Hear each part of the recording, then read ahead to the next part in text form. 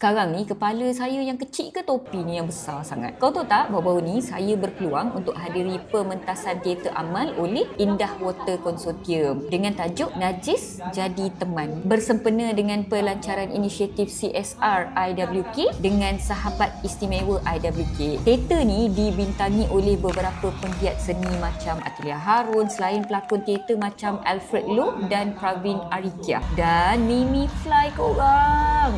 Saya fangirl moment sangat-sangat. Mimi Fly dengan saya beza dalam 3 meter je, memang berpeluh sis tau. Serta kanak-kanak dari Malaysian Sign Language and Deaf Studies National Organisation. Buat pengetahuan korang, pementasan teater ni adalah sebagai usaha untuk memperkukuh sokongan terhadap komuniti orang kurang upaya. Diorang bukan sahaja menjadi golongan yang menerima bantuan, tetapi sebagai sahabat yang mampu menyumbang kepada pembangunan sosial dan ekonomi negara.